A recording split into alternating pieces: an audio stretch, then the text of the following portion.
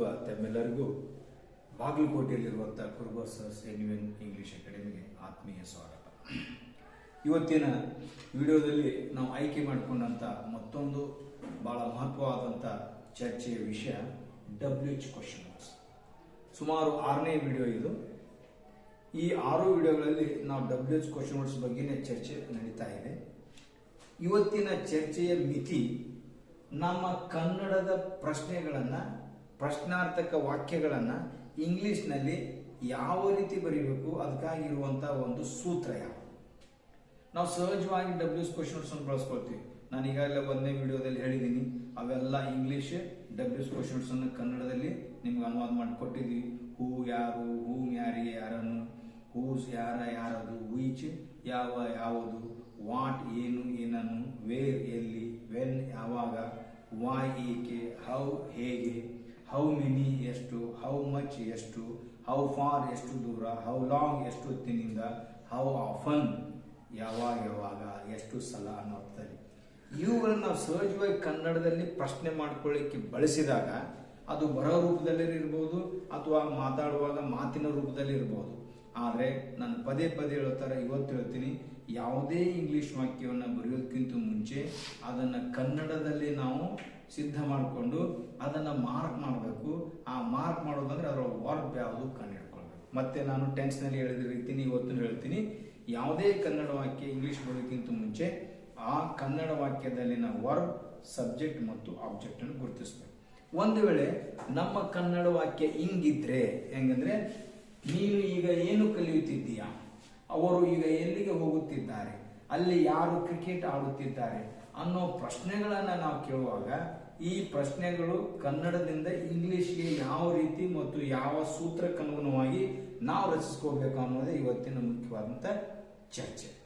ಈ ಯಾವುದೇ ರೀತಿ ಕನ್ನಡ ವಾಕ್ಯವನ್ನ ಈ ರೀತಿ ಬರೆದಾಗ, ಒಂದು ವೇಳೆ ನೀನು ಈಗ ಏನು ಕಲಿಯುತ್ತಿದ್ದೀಯಾ, ಇದನ್ನು ನಾವು ಇಂಗ್ಲಿಷ್ ಬರೆಯೋಕ್ಕಿಂತ ಮುಂಚೆ ನೆನ್ಪಿಟ್ಕೊಳ್ಳುವಂಥ ಮುಖ್ಯವಾದ ವಿಷಯ ಅಂದರೆ ವರ್ಬ್ ಕಂಡುಹಿಡಿಯೋದು, ಸಬ್ಜೆಕ್ಟ್ ಕಂಡುಹಿಡಿಯೋದು, ಆಬ್ಜೆಕ್ಟ್ ಕಂಡುಹಿಡಿಯೋದು. ಯಾಕಂದ್ರೆ ನನ್ನ ಕನ್ನಡ ವಾಕ್ಯದಲ್ಲಿ ಪದಗಳು ಎಲ್ಲಾರು ಬಳಸಬಹುದು. ಪ್ರಾರಂಭದಲ್ಲಿ ಸಬ್ಜೆಕ್ಟ್ ಬರ್ಬೋದು, ಅಥವಾ ಮೇನ್ ವರ್ಬ್ ಬರ್ಬೋದು, ಅಥವಾ ಹೆಲ್ಪಿಂಗ್ ವರ್ಬ್ ಬರ್ಬೋದು, ಆಬ್ಜೆಕ್ಟ್ ನಂತರದಲ್ಲಿ ಬರ್ಬೋದು, ಏನೆಲ್ಲ ಆಗ್ಬೋದು. ಆದ್ರೆ ನಿಮ್ಗೆ ಈಗಾಗಲೇ ಗೊತ್ತಿರೋ ತರ ಇಂಗ್ಲಿಷ್ ವಾಕ್ಯಗಳನ್ನ ಫಿಕ್ಸ್ ಆದಂತ ಸೂತ್ರಕ್ಕನುಗುಣವಾಗಿನೇ ಬರೀಬೇಕಾದ್ರಿಂದ, ಮತ್ತು ಇಂಗ್ಲಿಷ್ ವಾಕ್ಯಗಳು ಯಾವತ್ತೂ ಸಬ್ಜೆಕ್ಟ್ ನಂತರದಲ್ಲಿ ವರ್ಬ್ ನಂತರದಲ್ಲಿ ಆಬ್ಜೆಕ್ಟ್ ಈ ರೀತಿನೇ ಅವು ಇರೋದ್ರಿಂದ ಈ ರೀತಿಯ ಈ ಸೂತ್ರಕ್ಕನುಗುಣವಾಗಿ ನಮ್ಮ ಇಂಗ್ಲಿಷ್ ವಾಕ್ಯಗಳನ್ನು ರಚಿಸಬೇಕಾದಾಗ ಕನ್ನಡದಲ್ಲಿನ ಈ ಪದಗಳು ನಾವು ಮೊದಲ ಗುರುತಿಸ್ಕೊಳ್ಬೇಕು. ಆದ್ರಿಂದ ಕಲಿಯುತ್ತಿದ್ದೀಯಾ ಅನ್ನೋದು ಒಂದು ಮೇನ್ ವರ್ಬ್. ಕಲಿಯೋ ಕ್ರಿಯೆ ಮಾಡ್ತಾ ಇರೋನು ನೀನು, ಅದಕ್ಕೆ ನೀನು ಸಬ್ಜೆಕ್ಟ್, ಉಳಿದೆಲ್ಲ ಪದಗಳು ನಾವು ಆಬ್ಜೆಕ್ಟ್. ಆದ್ರೆ ಇವತ್ತು ಒಂದು ವಿಶೇಷವಾದಂತ ಪದವನ್ನು ಬಳಸಿದ್ವಿ, ಯಾವುದು, ಏನು. ಈ ಏನು ಅನ್ನೋದು ಪ್ರಶ್ನೆಯನ್ನು ಕೇಳುತ್ತೆ. ಈ ಏನು ಅನ್ನೋಕ್ಕೆ ನಾವು WHAT ಅಂತ ಸ್ಪೆಲ್ಲಿಂಗ್ ಬರೀತೀವಿ. ಆದ್ರಿಂದ ಈ ರೀತಿ ಪ್ರಶ್ನೆಯನ್ನ ಕೇಳುವಂತ ಈ ಪದಗಳನ್ನ ನಾವು ಗುರುತಿಸ್ಕೋಬೇಕು. ಈ ರೀತಿ ನಮ್ಮ ಕನ್ನಡ ವಾಕ್ಯದಲ್ಲಿ ಪ್ರಶ್ನೆ ಇದೆ, ಆ ಪ್ರಶ್ನೆ ಕೇಳುವಂತ ಏನು, ಏಕೆ, ಎಲ್ಲಿ, ಹೇಗೆ, ಯಾರು ಅನ್ನೋ ಪದಗಳೇನಾದ್ರೆ ಅವಕ್ಕೆ ಕ್ವಶನ್ ವರ್ಡ್ಸ್ ಅಂತೀವಿ. ಅವುಗಳ ಸ್ಪೆಲ್ಲಿಂಗ್ ನಲ್ಲಿ WH ಇರೋದ್ರಿಂದ WH ಕ್ವಶನ್ ಅಂತೀವಿ.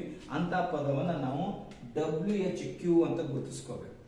ಈ ರೀತಿ ನಮ್ಮ ಯಾವುದೇ ಕನ್ನಡ ವಾಕ್ಯದಲ್ಲಿ ಪ್ರಶ್ನೆ ಇದೆ ಮತ್ತು ಆ ಪ್ರಶ್ನೆ ಕೇಳಲಿಕ್ಕೆ ಒಂದು WH ಕ್ವಶನ್ ವರ್ಡ್ ಇದೆ ಅಂದಾಗ ಅಂತ ವಾಕ್ಯವನ್ನ ಈ ಸೂತ್ರಕ್ಕನುಗುಣವಾಗಿನೇ ಇಂಗ್ಲಿಷ್ ನಲ್ಲಿ ರಚನೆ ಮಾಡ್ಕೊಳ್ಳೋ. ಇದು ಸಿದ್ಧ ಸೂತ್ರ. ಇದನ್ನ ಬಿಟ್ಟು ಬೇರೆ ರೀತಿಯಾಗಿ ನಾವು ವಾಕ್ಯಗಳನ್ನ ಇಂಗ್ಲಿಷ್ ನಲ್ಲಿ ಬರೆದಿದ್ದೆ ಆದ್ರೆ ಬಹುಶಃ ಅದು ತಪ್ಪಾಗಲಿಕ್ಕೆ ಸಾಧ್ಯ ಇರುತ್ತೆ. ಆದ್ರಿಂದ ಈ ಫಾರ್ಮುಲಾ ಸ್ವಲ್ಪ ನೋಡೋಣ. WH ಕ್ವಶನ್ ವರ್ಡ್ ಮೊದಲಿಗೆ ಬರಲೇಬೇಕು, ಆನಂತರ ಪಕ್ಕದಲ್ಲಿ ಹೆಲ್ಪಿಂಗ್ ವರ್ಬ್ ಇರಬೇಕು, ಆನಂತರ ಸಬ್ಜೆಕ್ಟ್, ಆನಂತರ ಮೇನ್ ವರ್ಬ್, ಆನಂತರ ಆಬ್ಜೆಕ್ಟ್. ಮತ್ತು ವ್ಯಾಕರಣಬದ್ಧವಾಗಿ ನಾವು ಬರೆಯೋ ಪ್ರಯತ್ನ ಮಾಡಿದಾಗ ಅದು ಪ್ರಶ್ನೆ ಇರೋದ್ರಿಂದ ಕ್ವಶನ್ ವರ್ಡ್, ಕ್ವಶನ್ ಮಾರ್ಕ್ ಹಾಕಲೇಬೇಕು. ಈ ರೀತಿ ನೋಡೋಣ. WH ಕ್ವಶನ್ ವರ್ಡ್, ಯಾವುದೇ WH ಕ್ವಶನ್ ಇರಲಿ, ನಾವು ಬಳಸಿದಂತ ಕನ್ನಡದಲ್ಲಿನ ಪ್ರಶ್ನೆ ಕೇಳುವಂತ ಪದ ಯಾವುದೇ ಇರಲಿ, ವೇರ್ ಇರಲಿ, ವೆನ್ ಇರಲಿ, ವಾಟ್, ಹೌ ಮೆನಿ, ಅದು ಪ್ರಾರಂಭದಲ್ಲಿನೇ ಬರಬೇಕು. ಇದು ನೆನ್ಪಿಟ್ಕೋಬೇಕು. ಪ್ರಶ್ನೆ ಕೇಳುವಂತ ವಾಕ್ಯ ಇಂಗ್ಲಿಷ್ ನಲ್ಲಿ ಪ್ರಶ್ನೆ ಕೇಳುವ ಪದದಿಂದಲೇ ಪ್ರಾರಂಭ ಆಗಬೇಕು. ಮತ್ತು ಇದಕ್ಕಿಂತಲೂ ಬಹಳ ನೆನ್ಪಿಟ್ಕೊಳ್ಳುವಂತ ಇನ್ನೊಂದು ವಿಷಯ ಅಂದ್ರೆ, ಈ WH ಕ್ವಶನ್ ವರ್ಡ್ ಬರೆದ ತಕ್ಷಣ ಆ ಶಬ್ದದ ಪಕ್ಕದಲ್ಲಿ ಹೆಲ್ಪಿಂಗ್ ವರ್ಬ್ ಇರಲೇಬೇಕು. ಈ ಹೆಲ್ಪಿಂಗ್ ವರ್ಬು ಪ್ರಶ್ನೆ ಕೇಳುವಂತ ವಾಕ್ಯ ಯಾವ ಟೆನ್ಸ್ನಲ್ಲಿ ಇದೆಯೋ ಆ ಟೆನ್ಸ್ನಲ್ಲಿನ ಹೆಲ್ಪಿಂಗ್ ವರ್ಬ್ ಅನ್ನ ಬಳಸಬೇಕು.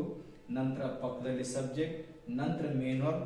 ಆ ಮೇನ್ ವರ್ಬ್ ಅನ್ನ ನಾನು ಇದು ಸ್ಟ್ಯಾಂಡರ್ಡ್ ಫಾರ್ಮುಲ ಇರೋದ್ರಿಂದ ಇಲ್ಲಿ ಮೇನ್ ವರ್ಬ್ ಅಂತ ಅಷ್ಟೇ ಬರೀತೀನಿ. ಆದ್ರೆ ನಿಮ್ಮ ಪ್ರಶ್ನೆ ಕಂಟಿನ್ಯೂಸ್ ಇದ್ರೆ ನೀವು ಮೇನ್ ವರ್ಬ್ ING ಸೇರಿಸ್ಕೋಬೇಕು. ಒಂದ್ ವೇಳೆ ಪರ್ಫೆಕ್ಟ್ ಇದ್ರೆ ಮೇನ್ ವರ್ಬ್ PP ಫಾರ್ಮ್ ಅಂತ ಸೇರಿಸ್ಕೋಬೇಕು. ಇಲ್ಲಿ ನಾನು INGನು ಅಥವಾ PP ಫಾರ್ಮ್ ಅಂತ ಫಿಕ್ಸ್ ಕೊಡೋದಿಲ್ಲ, ಯಾಕಂದ್ರೆ standard formula. You can use it for all sentences. So you can decide whether you have to add ING or PP form. So you have to decide. Then last object ಅನ್ನು ಇಡಬೇಕು. ನಂತರ question. ಈ ಸೂತ್ರಕ್ಕನುಗುಣವಾಗಿ ನನ್ನ ಕನ್ನಡ ವಾಕ್ಯಗಳನ್ನ ಈ ರೀತಿ ಮೊದಲ ಗುರುತಿಸ್ಕೋಬೇಕು. ಏನನ್ನ? Verb ಅನ್ನ, ಸಬ್ಜೆಕ್ಟ್ ಅನ್ನ, ಆಬ್ಜೆಕ್ಟ್ ಅನ್ನ ಮತ್ತು WH ಕ್ವಶನ್ ಈ ರೀತಿ ಗುರುತಿಸಿದ್ವಿ. ಕಲಿಯುತ್ತಿದೆಯಾ ಮೇನ್ ವರ್ಬ್, ನೀನು ಸಬ್ಜೆಕ್ಟ್, ಉಳಿದೆಲ್ಲ ಪದಗಳು ಆಬ್ಜೆಕ್ಟ್. ಆದರೆ ಈ ಆಬ್ಜೆಕ್ಟ್ ನಲ್ಲಿ ಒಂದು ವಿಶೇಷ ಪದ ಇದೆ, ಯಾವುದು? ಪ್ರಶ್ನೆ ಕೇಳುವ ಪದ. ಅದಕ್ಕಾಗಿ ನಾವು WH ಕ್ವಶನ್ ಮಾರ್ಕ್ ಮಾಡಿದ್ವಿ. ಇನ್ನ ಈ ಫಾರ್ಮುಲಾ ನೋಡೋಣ. WH question word, helping verb, subject, main verb. ಆದ್ರೆ ಇಲ್ಲಿ ನನ್ನ ಈ ಸದ್ಯದ ಪ್ರಶ್ನೆ ಕಂಟಿನ್ಯೂಸ್ ಇರೋದ್ರಿಂದ ಮೇನ್ ವರ್ಬಿಗೆ ING ಅಂತ ಹಚ್ಕೋಬೇಕು. ಆ ನಂತರ ಆಬ್ಜೆಕ್ಟ್, ಆ ನಂತರ ಕ್ವಶನ್. ಅದೇ ಫಾರ್ಮುಲಾ. ಅದ್ರ ಪ್ರಕಾರ ಹೋದಾಗ WH ಕ್ವಶನ್ ಏನು ಮಾರ್ಕ್ ಮಾಡಿ ಇಟ್ಟಿದ್ವಿ, ಅದರ ತಗೊಳ್ಳೋದು ವಾಟ್. ನಂತರ ಹೆಲ್ಪಿಂಗ್ ವರ್ಬ್. ಈ ಹೆಲ್ಪಿಂಗ್ ವರ್ಬ್ ಈಗಾಗಲೇ ಗೊತ್ತಿದೆ, ಯಾವತ್ತೂ ಸಬ್ಜೆಕ್ಟ್ ಸಂಬಂಧಪಟ್ಟಿರುತ್ತೆ. ಸಬ್ಜೆಕ್ಟ್ ಇಲ್ಲಿ ನೀನು ಅಂದ್ರೆ ಯು. ಇದು ಕಂಟಿನ್ಯೂಸ್ ಇರೋದ್ರಿಂದ ಇಲ್ಲಿ ಹೆಲ್ಪಿಂಗ್ ವರ್ಬ್ಸ್ ಅನ್ನ ಆಮ್, ಆರ್ ಅಥವಾ ಈಸ್ ಬಳಸ್ತೀವಿ. ಅದು ಯು ಬಂದಾಗ ಏನ್ ತೊಗೊಳ್ತೀವಿ? ಆರ್ ತೊಗೊಳ್ತೀವಿ. WH question word, helping verb, subject ನೀನು, ಮೇನ್ ವರ್ಬ್ ಕಲಿ, ಲರ್ನ್. ಅದು ಕಂಟಿನ್ಯೂಸ್ ಇರೋದ್ರಿಂದ ING ಲರ್ನಿಂಗ್, ಆಬ್ಜೆಕ್ಟ್ ನಾವು ಕ್ವಶನ್ ಮಾರ್ಕ್. ಈ ಫಾರ್ಮುಲ್ ಪ್ರಕಾರ ನಾವು ಬರೆದಾಗ what are you learning now ಮುಗಿತು ವಾಕ್ಯ. ಇದಕ್ಕಿಂತ ದೊಡ್ಡ ವಾಕ್ಯನ ಮಾಡಲಿ, ನಾವು ಎಂತ ವಾಕ್ಯನ ಪ್ರಯತ್ನ ಮಾಡಿದ್ರು ಈ ಸಿದ್ಧ ಸೂತ್ರದಡಿಯಲ್ಲಿ ಅದು ತಯಾರಾಗಬೇಕು. ಆದರೆ ಇದು ತಯಾರಾಗಬೇಕಾದ್ರೆ ನಮ್ಮ ಕನ್ನಡ ವಾಕ್ಯದಲ್ಲಿನ ವರ್ಬ್ ಯಾವುದು, ಸಬ್ಜೆಕ್ಟ್ ಯಾವುದು, ಆಬ್ಜೆಕ್ಟ್ ಯಾವುದು ನಾವು ಗುರುತಿಸ್ಕೋಬೇಕು.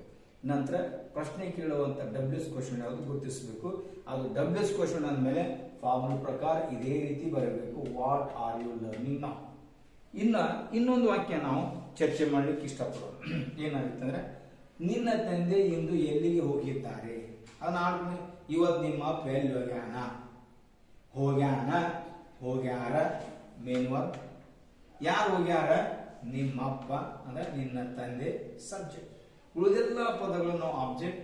ಆದ್ರೆ ಇಲ್ಲಿ ಪ್ರಶ್ನೆ ಇದೆ, ಪ್ರಶ್ನೆ ಕೇಳುವಂತ ಪದ ಎಲ್ಲಿಗೆ. ಈ ಎಲ್ಲಿಗೆ ಅನ್ನೋದು ಪ್ರಶ್ನೆ ಕೇಳೋದ್ರಿಂದ WH ಕ್ವಶನ್ ವರ್ಡ್, WHQ ಅಂತ ಮಾರ್ಕ್ ಮಾಡ್ಕೊಂಡು ಇಲ್ಲಿ ಪ್ರಶ್ನೆ WH ಕ್ವಶನ್ ಇರೋದ್ರಿಂದ formula WH question word, helping verb, subject, main verb, PP form. ಯಾಕೆ PP ಫಾರ್ಮ್? ನನ್ನ ಪ್ರಶ್ನೆ ಪರ್ಫೆಕ್ಟ್ ಟೆನ್ಸ್. ನನ್ನ ವಾಕ್ಯ ಪ್ರಶ್ನೆ ಕೇಳುವಂತ ವಾಕ್ಯ ಕಂಟಿನ್ಯೂಸ್ ಇದ್ರೆ ING, ಪರ್ಫೆಕ್ಟ್ ಇದ್ರೆ PP ಫಾರ್ಮ್. ಅದು ನಾವು ತಿಳ್ಕೊಳ್ಬೇಕು. Main verb, P form, object ಮತ್ತು ಕ್ವಶನ್ ಮಾರ್ಕ್. ಈ ಸೂತ್ರಕ್ಕೆ WH ಕ್ವಶನ್ ವರ್ಡ್ ಯಾವ್ದು? ಎಲ್ಲಿಗೆ. ಎಲ್ಲಿ ಅನ್ನಕ್ಕೆ ಇಂಗ್ಲಿಷ್ ನಲ್ಲಿ ವೇರ್. ನಂತರ ಹೆಲ್ಪಿಂಗ್ ವರ್ಬ್. ಈ ಹೆಲ್ಪಿಂಗ್ ವರ್ಬ್ ಪರ್ಫೆಕ್ಟ್ ಟೆನ್ಸ್ ಇರೋದ್ರಿಂದ ಹ್ಯಾವ್ ಅಥವಾ ಹ್ಯಾಸ್ ಬರುತ್ತೆ. ಇದು ಸಬ್ಜೆಕ್ಟ್ ಗೆ ಅನುಗುಣವಾಗಿ ಹೋಗುತ್ತೆ. ಸಬ್ಜೆಕ್ಟ್ ನಿನ್ನ ತಂದೆ ಸಿಂಗುಲರ್, ಅದಕ್ಕೆ ಹ್ಯಾಸ್. ನಂತರ ಸಬ್ಜೆಕ್ಟ್ ಯುವರ್ ಫಾದರ್. ನಂತರ ಮೇನ್ ವರ್ಬ್ ಹೋಗು, ಮೂಲ ರೂಪ ಗೋ, ಅದು PP form, go, went, gone, gone. ಉಳಿದೆಲ್ಲ ಪದಗಳು ಆಬ್ಜೆಕ್ಟ್. Today question mark. ಏನಾಯ್ತು ನೋಡ್ರಿ, where has your father gone today. ನೋಡ್ರಿ, ಕನ್ನಡದಲ್ಲಿನ ಎಲ್ಲಾ ಪದಗಳು ಇಂಗ್ಲಿಷ್ ವಾಕ್ಯದಲ್ಲಿ ಬರಬೇಕು. ಈ ಸೂತ್ರಕ್ಕನುಗುಣವಾಗಿ ಜೋಡಿಸಲ್ಪಡಬೇಕು. ಇದು ಮಾತ್ರ ನೆನಪಿಟ್ಕೊಳ್ಳಿ. Where has your father gone today. ಈ ಸೂತ್ರ ಬಿಟ್ಟು ನಾವೇನಾದ್ರೂ ವಾಕ್ಯಗಳನ್ನ ರಚಿಸಲಿಕ್ಕೆ ಪ್ರಯತ್ನ ಮಾಡಿದ್ರೆ ಅದು ಖಂಡಿತವಾಗಿಯೂ ತಪ್ಪಿರುತ್ತೆ. ಬಹಳಷ್ಟು ವಿದ್ಯಾರ್ಥಿಗಳಲ್ಲಿ ನಾನು ಕಂಡಿದ್ದೇನೆ ಅಂದ್ರೆ where your father has gone ಅಂತ. WH ಕ್ವಶನ್ ಬರ್ದ ತಕ್ಷಣ ಅದ್ರ ಪಕ್ಕದಲ್ಲಿ ಬರಲೇಬೇಕು. ನೋಡ್ರಿ, ವಾಟ್ ಆರ್ ಹೆಲ್ಪಿಂಗ್ ವರ್ಬ್ ಇದೆ, ವೇರ್ ಹ್ಯಾಸ್ ಹೆಲ್ಪಿಂಗ್ ವರ್ಬ್ ಇದೆ. ಇದು ನಾವು ನೆನಪಿಟ್ಕೊಳ್ಳೋದು. ಯಾವತ್ತೂ WH ಕ್ವಶನ್ ಪಕ್ಕದಲ್ಲಿ ಹೆಲ್ಪಿಂಗ್ ವರ್ಬ್ ಇರಲೇಬೇಕು. ನಂತರ ಇನ್ನೊಂದು, ಭಾರತ ಯಾವಾಗ ಸ್ವಾತಂತ್ರ್ಯವನ್ನು ಪಡೆಯಿತು. ನಾವು ಆಡ್ಕೊಂಡಿರ್ತೀವಿ, ಭಾರತ ಯಾವಾಗ ಸ್ವಾತಂತ್ರ್ಯ ತಗೊಂತು, ಭಾರತಕ್ಕೆ ಯಾವಾಗ ಸ್ವಾತಂತ್ರ್ಯ ಸಿಕ್ಕಿತು. ಈಗ ಆಡು ಕನ್ನಡದಲ್ಲಿ ಹೆಂಗ್ ಹೇಳಿದ್ರು ಮೊದಲು ನಾವು ಮಾರ್ಕ್ ಮಾಡೋದನ್ನು ನೆನಪಿಟ್ಕೊಳ್ಳಿ. ಏನ್ ಮಾರ್ಕ್ ಮಾಡಬೇಕು? ವರ್ಬ್. ವರ್ಬ್ ಯಾವ್ದು ಇಲ್ಲಿ? ಪಡೆಯಿತು, ಮೇನ್ ವರ್ಬ್. ಪಡೆದವರು ಯಾರು? ಸಬ್ಜೆಕ್ಟ್. ಯಾವುದು? ಭಾರತ, ಸಬ್ಜೆಕ್ಟ್. ಮಿಕ್ಕೆಲ್ಲ ಪದಗಳು ಆಬ್ಜೆಕ್ಟ್. ಆದ್ರೆ ಈ ಆಬ್ಜೆಕ್ಟ್ ನಲ್ಲಿ ಒಂದು ವಿಶೇಷವಾದ ಪದ ಇದೆ. ಯಾವುದು? ಯಾವಾಗ. ಇದು ಪ್ರಶ್ನೆ ಕೇಳುತ್ತೆ. ಇದು ಪ್ರಶ್ನೆ ಕೇಳೋದ್ರಿಂದ ಅದಕ್ಕೆ ಏನಂತ ಮಾರ್ಕ್ ಮಾಡ್ಕೊಂತೀವಿ? WH question word, WHQ. ಇನ್ನು WH ಕ್ವಶನ್ ಅಂದ ತಕ್ಷಣ ಅದು ಪ್ರಶ್ನೆ ಕೇಳುತ್ತೆ ಅನ್ಸಿದ ತಕ್ಷಣ ಈ ಫಾರ್ಮುಲಾ ತಲೆಯೊಳಗೆ ನೆನಪಿಟ್ಕೊಂಡಿದ್ದು ಬರಲೇಬೇಕು. WH question word, helping verb, subject, main verb, object. ಇಲ್ಲಿ ನಾನು ಮೇನ್ ವರ್ಬ್ಗೆ ING ಹಚ್ತಿಲ್ಲ, PP ಫಾರ್ಮ್ ಹಚ್ತಿಲ್ಲ. ಯಾಕಂದ್ರೆ ಪಡೆಯಿತು ಅನ್ನೋದು ಸಿಂಪಲ್ ಪಾಸ್ಟ್ ಟೆನ್ಸ್ ಇರೋದ್ರಿಂದ ನೇರವಾಗಿ ಮೇನ್ ವರ್ಬ್ ಅಷ್ಟೇ ಸಾಕು. ಅದಕ್ಕೆ ಏನಾಗುತ್ತೆ ನೋಡ್ರಿ, WH ಕ್ವಶನ್ ಯಾವಾಗ, ಇಂಗ್ಲಿಷ್ ನಲ್ಲಿ ವ್ಯಾನ್. ಪಕ್ಕದಲ್ಲಿ ಹೆಲ್ಪಿಂಗ್ ವರ್ಬ್ ಇರಲೇಬೇಕು, ಡಿಡ್. ಯಾಕೆ? ಸಿಂಪಲ್ ಪಾಸ್ಟ್ ಟೆನ್ಸ್ ಆಗಿದೆ. ಆನಂತರ ಸಬ್ಜೆಕ್ಟ್ ಯಾವುದು? ಭಾರತ, ಇಂಡಿಯಾ. ಮೇನ್ ವರ್ಬ್ ಪಡೆಯಿತು, ಮೂಲ ರೂಪ ಪಡೆ, ಗೆಟ್. ಗೆಟ್. ಉಳಿದಿದೆಲ್ಲ ಆಬ್ಜೆಕ್ಟ್, ಸ್ವಾತಂತ್ರ್ಯವನ್ನು, freedom. When did India get freedom? ಇದು ವ್ಯಾಕರಣಬದ್ಧವಾದಂತ ಸರಿಯಾದ ವಾಕ್ಯ ರಚನೆ. ಈ ಸೂತ್ರಕ್ಕೆ ನಾವು WH ಕ್ವಶನ್ ಬಳಸಿದೀವಿ. ಈ ಫಾರ್ಮ್ ಪ್ರಕಾರನೇ ವಾಕ್ಯ ಮಾಡೋಣ. ನೋಡೋಣ ಇನ್ನೊಂದು. ನಾಳೆ ಅವನು ಯಾರನ್ನು ಭೇಟಿಯಾಗುವನು? ಮಾರ್ಕ್ ಮಾಡ್ಕೋಬೇಕು ಮೊದಲು. ಭೇಟಿಯಾಗುವನು ಮೇನ್ ವರ್ಬ್. ಯಾರು ಭೇಟಿಯಾಗುವರು? ಅವನು, ಸಬ್ಜೆಕ್ಟ್. ಉಳಿದೆಲ್ಲ ಪದಗಳು ಆಬ್ಜೆಕ್ಟ್. ಇನ್ನ ಇಲ್ಲಿ ಯಾರನ್ನು ಅನ್ನೋದು ಪ್ರಶ್ನೆ ಕೇಳುವಂತ ಪದ, ಅದಕ್ಕೆ WH ಕ್ವಶನ್ ವರ್ಡ್.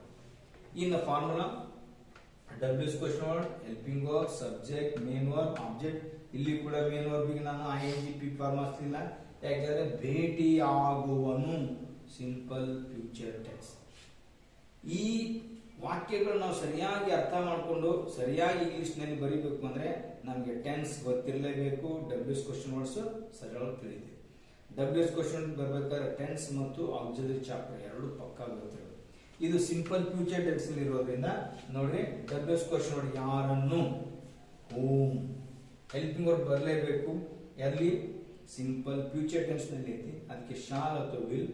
ಇಲ್ಲಿ ಸಬ್ಜೆಕ್ಟ್ ಅವನು ಇರೋದ್ರಿಂದ ಹಿ ಬಂದಾಗ ವಿಲ್ ತಗೊಳ್ಬೇಕು. ಅದಕ್ಕೆ ವಿಲ್. ಸಬ್ಜೆಕ್ಟ್ ಹಿ. ಇಲ್ಲಿ ಮೇನ್ ವರ್ಬ್ ಭೇಟಿಯಾಗು, ಮೀಟ್. ನಾಳೆ, tomorrow. whom will he meet tomorrow?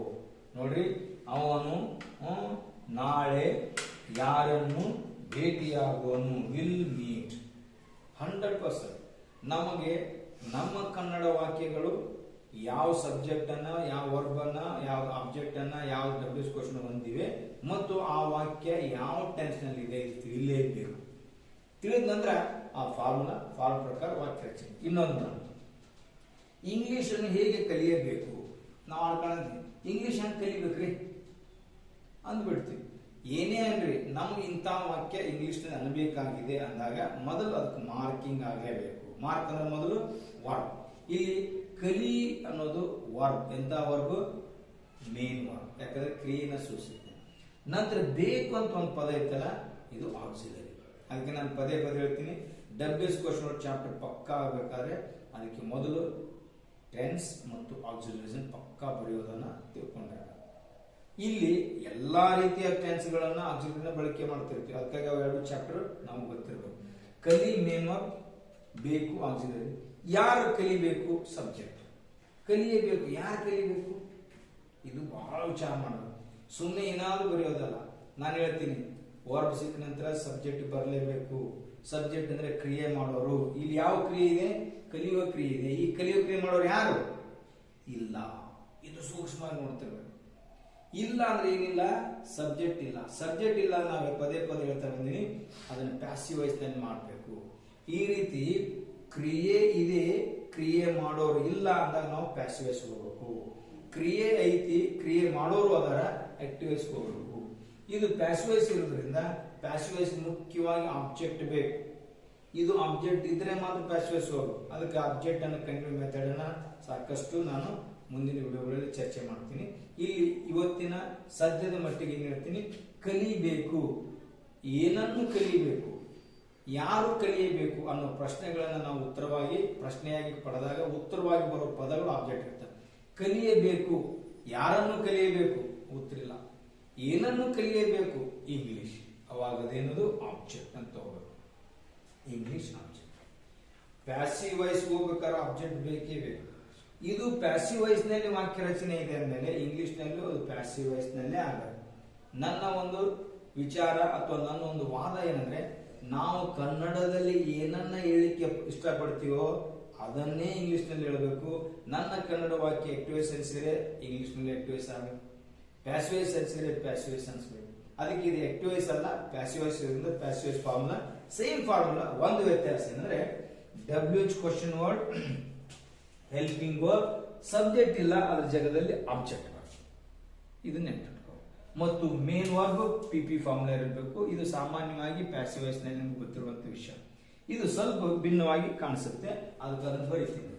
WH question word, ನಂತರ ಹೆಲ್ಪಿಂಗ್ ವರ್ಬ್, ನಂತರ ಆಬ್ಜೆಕ್ಟ್, ನಂತರ ಮೇನ್ ವರ್ಬ್ ಮತ್ತು PP ಫಾರ್ಮ್. ಇದು ಪ್ಯಾಸಿವ್ ವಾಯ್ಸ್ ನಲ್ಲಿ ವಾಕ್ಯ ರಚನೆ ಸೂತ್ರ.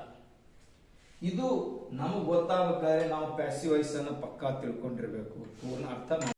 ಈ ಫಾರ್ಮುಲಾನ ಇಲ್ಲಿ ಬರ್ದಿದ್ದೀನಿ ನೋಡ್ರಿ. WH ಕ್ವಶನ್ ವರ್ಡ್ ಆಕ್ಸಿಲರಿ ಬರೆದೆ, ಯಾಕೆ ಬಳಸಿದ ವಾಕ್ಯದಲ್ಲಿ ಆಕ್ಸಿಲರಿ ಇದೆ. ಒಂದ್ ವೇಳೆ ಟೆನ್ಸ್ ನಲ್ಲಿ ಪ್ಯಾಸಿವ್ ವಾಯ್ಸ್ ನಲ್ಲಿ ಇದ್ರೆ ಆ ಟೆನ್ಸ್ ನ ಹೆಲ್ಪಿಂಗ್ ವರ್ಬ್ ಬರೆಯಬೇಕು, ಇಲ್ಲಿ ಆಕ್ಸಿಲರಿ, ನಂತರ ಆಬ್ಜೆಕ್ಟ್, ನಂತರ ಮೇನ್ ವರ್ಬ್, PP ಫಾರ್ಮುಲಾ ಇರಲೇಬೇಕು. ಇದು ಆಕ್ಸಿಲರಿ ಇರೋದ್ರಿಂದ B ಹಾಕೋಬೇಕು. ಇದನ್ನ ನಾವು ಮುಂದಿನ ಎಲ್ಲಾ ವಿಡಿಯೋಗಳಲ್ಲಿ ಸುಮಾರು ಒಂದು 20 ವಿಡಿಯೋಗಳಲ್ಲಿ active voice passive voice discuss ಮಾಡ್ತೀವಿ ಚಾಪ್ಟರ್ ಮುಗಿದ ತಕ್ಷಣ. ಆದ್ರಿಂದ ದಯವಿಟ್ಟು ಆಕ್ಟಿವ್ ವಾಯ್ಸ್ ಪ್ಯಾಸಿವ್ ವಾಯ್ಸ್ ಪರಿಪೂರ್ಣವಾಗಿ ಕಲಿಯುವಂತ ವಿದ್ಯಾರ್ಥಿಗಳಿಗೆ ಒಂದು ಒಳ್ಳೆ ಅವಕಾಶ ಮುಂಬರುವಂತ ವಿಡಿಯೋಗಳಲ್ಲಿ. WH ಕ್ವಶನ್ ವರ್ಡ್ ಹೇಗೆ, ಹೌ, ನಂತರ ಆಕ್ಸಿಲರಿ ಬೇಕು. ಆ ಬೇಕು ಅನ್ನೋಕೆ ನಾವು ಶುಡ್ ತಗೊಳ್ಬಹುದು, ಮಸ್ಟ್ ತಗೊಳ್ಬಹುದು, ಆಟ್ ಟು ತಗೊಳ್ಬಹುದು ಅಥವಾ ಹ್ಯಾವ್ ಟು ತಗೊಳ್ಬಹುದು. ಯಾವ್ದನ್ನ ಹೇಗೆ ತಗೊಳ್ಬೇಕು ಅನ್ನೋದು ನಾನು ವಿವರವಾಗಿ ಹಿಂದಿನ ವಿಡಿಯೋಗಳಲ್ಲಿ ಆಕ್ಸಿಲರಿ ಚಾಪ್ಟರ್ ನಲ್ಲಿ ಹೇಳಿದ್ದೀನಿ, ದಯವಿಟ್ಟು ಅದು ನೋಡ್ಕೊಳ್ಳಿ. ಈಗ ನಾನು ಬೇಕು ಅನ್ನಲಿಕ್ಕೆ ಶುಡ್ ತಗೊಳ್ತೀನಿ, ಶುಡ್, ನಂತರ ಆಕ್ಸಿಲರಿ ನಂತರ ಆಬ್ಜೆಕ್ಟ್ ಇಂಗ್ಲಿಷ್, ನಂತರ ಬಿ, ನಂತರ ಮೇನ್ ವರ್ಬ್ ಕಲಿ, ಅದು PP ಫಾರ್ಮ್ ಲರ್ನ್. ನೋಡಿ ಏನಾಯ್ತು, how should English B learn. ಬಹಳ ಸಲ ಏನ್ ಮಾಡಿಬಿಡ್ತಾರೆ ವಿದ್ಯಾರ್ಥಿಗಳು, how should be English learn, wrong. ಈ ಬಿ ಆಗಲಿ, ಬೀಯಿಂಗ್ ಆಗಲಿ ಯಾವತ್ತೂ ಮೇನ್ ವರ್ಬ್ ಹಿಂದಿರಬೇಕು. ಅವು ಹಿಂದೆ ಹಚ್ಚಿದಾಗನೇ ಮುಂದೆ ಮೇನ್ ವರ್ಬ್ PP ಫಾರ್ಮ್ ರೂಪಕ್ಕೆ ಬರ್ತಾವೆ. ಅದಕ್ಕೆ ಈ ರೀತಿ ವಾಕ್ಯಗಳನ್ನು ರಚಿಸಬೇಕು. How should English B learn, ನಮ್ಗೆ ಇದು ಅನ್ನೋದು ಗೊತ್ತಿಲ್ಲ. ನಾವು ಕನ್ನಡದಲ್ಲಿ ಏನೋ ಬರ್ದು ಇಂಗ್ಲಿಷ್ ಏನೋ ಬರ್ದು ಸರಿ ಇದೆ ಅಂತ ತಿಳ್ಕೊಳ್ತೀವಿ, ಹಂಗಿಲ್ಲ. ನೋಡ್ರಿ, ಇಂಗ್ಲಿಷ್ ಅನ್ನು ಇಂಗ್ಲಿಷ್, ಹೇಗೆ ಹೌ, ಕಲಿಯಬೇಕು ಶುಡ್ ಬಿ ಲರ್ನ್. ಇದು ಸ್ಪಷ್ಟವಾದ ಕಲಿಯಬೇಕು ಶುಡ್ ಬಿ ಲರ್ನ್. ಇದು ಆಕ್ಟಿವ್ ವಾಯ್ಸ್ ಅಲ್ಲ, ಪ್ಯಾಸಿವ್ ವಾಯ್ಸ್, ಅದಕ್ಕೆ ಶುಡ್ ಬಿ ಲರ್ನ್. ಕಲಿಯಬೇಕು, ಅವಾಗ ಕಲಿಯೋರು ಇದ್ರೆ ಅಂದ್ರೆ ಅದು ಸಬ್ಜೆಕ್ಟ್ ಹಾಕಿದಾಗ ಬೇರೆ ರೂಪ ಪಡ್ಕೊಳ್ಳೋದು. ಆದ್ರಿಂದ ಈ ರೀತಿ WH ಕ್ವಶನ್ ಅನ್ನು ಬಳಸಿದಂತ ಕನ್ನಡದ ಪ್ರಶ್ನೆ ಕೇಳುವಂತ ವಾಕ್ಯಗಳನ್ನ ಈ ಸೂತ್ರಕ್ಕೆ ಅನುಗುಣವಾಗಿ ಹೋಗ್ಬೇಕು. ಒಂದೇ ಸೂತ್ರ ಆಕ್ಟಿವ್ ವಾಯ್ಸ್ ಇದ್ರೆ ಈ ಸೂತ್ರ ಅಪ್ಲೈ ಮಾಡಬೇಕು. ಒಂದ್ ವೇಳೆ ಅದು ಪ್ಯಾಸಿವ್ ವಾಯ್ಸ್ ಆಗಿದ್ರೆ ಪ್ರಶ್ನೆ ವಾಕ್ಯ ಕನ್ನಡ ವಾಕ್ಯ ಈ ಫಾರ್ಮ್ ಪ್ರಕಾರ ಮಾಡಬೇಕು. ಇದು ನೆನಪಿಟ್ಕೊಳ್ಳುವಂತ ವಾಕ್ಯ. ಆದ್ರಿಂದ ಇದನ್ನ ನೀವು ಬೇಕಾದ WH ಕ್ವಶನ್ ಹಾಕಿ ನೋಡಿ, ಈ ಫಾರ್ಮ್ ಪ್ರಕಾರ 100% 100% ಇಂಗ್ಲಿಷ್ ವಾಕ್ಯಗಳು ಸರಿ ಆಗ್ತಾವ. ಒಂದೊಂದೇ ಭಿನ್ನವಾದ ರೀತಿಯಲ್ಲಿ ಹೋಗೋಣ. ನೀನು ಈಗ ಏನು ಕಲಿಯುತ್ತಿದ್ದೀಯಾ, ಅದ್ರ ಬದಲಿ ನೀನು ಈಗ ಏಕೆ ಕಲಿಯುತ್ತಿದ್ದೀಯಾ, ಏಕೆ, why are you learning now. ನೀನು ಈಗ ಹೇಗೆ ಕಲಿಯುತ್ತಿದ್ದೀಯಾ, how are you learning now. ಬೇಕಾದ ಕ್ವಶನ್ ಪ್ರಾರಂಭದಲ್ಲಿ ಇರಬೇಕು, ಪಕ್ಕದಲ್ಲಿ ಇರಬೇಕು. ಇನ್ನೊಂದು ಉದಾಹರಣೆ ನೋಡಿ, where has your father gone today. ಇಲ್ಲಿ ಪ್ರಶ್ನೆ ಕೇಳುವಂತ ಪದ ಎಲ್ಲಿ, ಅದಕ್ಕೆ WH ಕ್ವಶನ್. ನಿಮ್ಮ ತಂದೆ ಯಾವಾಗ ಬೆಂಗಳೂರಿಗೆ ಹೋಗಿದ್ದಾರೆ, when has your father gone to Bengaluru. ನಿನ್ನ ತಂದೆ ಬೆಂಗಳೂರಿಗೆ ಏಕೆ ಹೋಗಿದ್ದಾರೆ, why has your father gone to Bengaluru today. ನಿನ್ನ ತಂದೆ ಬೆಂಗಳೂರಿಗೆ ಹೇಗೆ ಹೋಗಿದ್ದಾರೆ, how has your father gone today. ಈಗ ನಾವು ಪ್ರಶ್ನೆ ಕೇಳಲಿಕ್ಕೆ ಬಳಸಿದಂತ WH ಕ್ವಶನ್ ಯಾವತ್ತೂ ವಾಕ್ಯದ ಪ್ರಾರಂಭದಲ್ಲಿನೇ ಇರಬೇಕು, ಪಕ್ಕದಲ್ಲಿ ಎತ್ತುಮೂರು ಇರಬೇಕು. ಇನ್ನೊಂದು ಉದಾಹರಣೆ, when did India get freedom. Bharat ಸ್ವಾತಂತ್ರ್ಯವನ್ನು ಯಾವಾಗ ಪಡೆಯಿತು. ಈ ಯಾವಾಗ WH ಕ್ವಶನ್ ಪಕ್ಕದಲ್ಲಿ ಬೇರೆ ಹಾಕೋಣ. ಭಾರತ ಏಕೆ ಸ್ವಾತಂತ್ರ್ಯವನ್ನು ಪಡೆಯಿತು ಹೇಳಿ, why did India get freedom. Bharat ಸ್ವಾತಂತ್ರ್ಯ ಹೇಗೆ ಪಡೆಯಿತು, how did India get freedom. ಈಗ 16 ವಾಕ್ಯಗಳನ್ನ ಈ ಸೂತ್ರ ಪ್ರಕಾರ ಮಾಡ್ಕೊಳ್ಬಹುದು. ಇನ್ನೊಂದು, ಇಂಗ್ಲಿಷನ್ನು ಹೇಗೆ ಕಲಿಯಬೇಕು, ಸಾರಿ, ನಾಳೆ ಅವನು ಯಾರನ್ನು ಭೇಟಿಯಾಗುವನು, ನೋಡ್ರಿ, whom will he meet tomorrow. ನಾಳೆ ಅವನು ಎಲ್ಲಿ ಭೇಟಿಯಾಗುವನು, where will he meet tomorrow. ಅವನು ನಾಳೆ ಏಕೆ ಭೇಟಿಯಾಗುವನು, why will he meet tomorrow. ಈ ರೀತಿ ಈ ಫಾರ್ಮುಲಾ ಪ್ರಕಾರ ನಾವು ವಾಕ್ಯಗಳನ್ನ ಬಳಸೋದನ್ನ ನಾವು ಕಲಿತ್ರೆ ನಾವು 100ಕ್ಕೆ 100ರಷ್ಟು ಇಂಗ್ಲಿಷ್ ವಾಕ್ಯಗಳನ್ನ ತಪ್ಪಿಲ್ಲದೆ ಅನುವಾದ ಮಾಡಲಿಕ್ಕೆ ಸರಳ ಅಂತ ನನಗನ್ಸುತ್ತೆ. ಆದ್ರಿಂದ ಇವತ್ತಿನ ಈ ಒಂದು ಡಿಸ್ಕಷನ್, ಈ ಒಂದು ಚರ್ಚೆ ಕೇವಲ ಒಂದೇ ಒಂದು ಫಾರ್ಮುಲಾ ಸೀಮಿತ ಆಗಿದೆ. ಇನ್ನೂ ಒಂದು ಫಾರ್ಮುಲಾ ಅದು ಮುಂದಿನ ವಿಡಿಯೋದಲ್ಲಿ ವಿಸ್ತಾರವಾಗಿ ಹೇಳಲಿಕ್ಕೆ ಬಯಸ್ತೀನಿ. ಈಗ ನಿಮಗೆ ಸದ್ಯದ ಮಟ್ಟಿಗೆ ಈ ರೀತಿ ಕ್ರಿಯೆಯನ್ನ ಹೊಂದಿದಂತ ಪ್ರಶ್ನೆ ಕೇಳುವಂತ ವಾಕ್ಯಗಳಿದ್ರೆ ಕ್ರಿಯೆಯನ್ನು ಸೂಚಿಸುವಂತ ಮೇನ್ ವರ್ಬನ್ನ ಈ ಸೂತ್ರ ಪ್ರಕಾರ ವಾಕ್ಯಗಳ ರಚಿಸಬೇಕು. ಕ್ರಿಯೆ ಇಲ್ಲದಂತ ವಾಕ್ಯಗಳು ಬರ್ತಾವ. ಹೆಂಗೆ, ನಿನ್ನ ಮಗ ಬೆಂಗಳೂರಿನಾಗ ಹೆಂಗ ಅದಾನ, ಆ ರೂಮ್ನ್ಯಾಗ ಯಾರ ಅದಾರ, ಅದಾರ ಕ್ರಿಯೆ ಇಲ್ಲ, ಅದಾನ ಕ್ರಿಯೆ ಇಲ್ಲ. ನಿನ್ನೆ ಅವ ನಿಮ್ಮ ರೂಮ್ನ್ಯಾಗ ಯಾಕೆ ಇದ್ದ, ಏನ್ ಮಾಡ್ತಾ ಇದ್ದ, ಕ್ರಿಯೆ ಇಲ್ಲ, ಸ್ಥಿತಿ. ಈ ರೀತಿ ಕ್ರಿಯೆ ಇಲ್ಲದ ಕೇವಲ ಸ್ಥಿತಿಯನ್ನ ಇಟ್ಕೊಂಡು ಆ ಸ್ಥಿತಿಯನ್ನ ಪ್ರಶ್ನೆ ಮಾಡುವಂತ ವಾಕ್ಯಗಳು ಬಂದ್ರೆ ಯಾವ ಸೂತ್ರ ಅನ್ನೋದನ್ನ ನಾ ಮುಂದಿನ ವಿಡಿಯೋದಲ್ಲಿ ಚರ್ಚೆಗೆ ತಗೋತಾ ಇದ್ದೀನಿ. ಆದ್ರಿಂದ ಆ ಮುಂದಿನ ವಿಡಿಯೋ ತನಕ ನೀವು ಕಾಯಿ, ಮತ್ತು ಆ ವಿಡಿಯೋದಲ್ಲಿ ಇದಕ್ಕಿಂತ ಉತ್ತಮವಾದಂಥ ನಿಮ್ಗೆ ಅತಿ ಉಪಯುಕ್ತವಾದಂಥ ವಾಕ್ಯಗಳ ಜೊತೆಗೆ ನಾನು ಬರ್ತಾ ಇದ್ದೀನಿ ಅಂತ ಹೇಳ್ತಾ, ಈ ವಿಡಿಯೋ ನಿಮಗೆ ಇಷ್ಟ ಆಗಿದ್ರೆ ಲೈಕ್ ಮಾಡಿ, ಗೆಳೆಯರ ಜೊತೆ ಶೇರ್ ಮಾಡ್ಕೊಳ್ಳಿ ಮತ್ತು ನಮ್ಮ ಚಾನಲ್ಗೆ ಸಬ್ಸ್ಕ್ರೈಬ್ ಮಾಡ್ಕೊಳ್ಳಿ ಅಂತ ಹೇಳ್ತಾ ಇಂದಿನ ಈ ಚರ್ಚೆಯನ್ನು ಇಲ್ಲಿಗೆ ಮುಗಿಸ್ತಾ ಇದ್ದೀನಿ. ನಮಸ್ಕಾರ.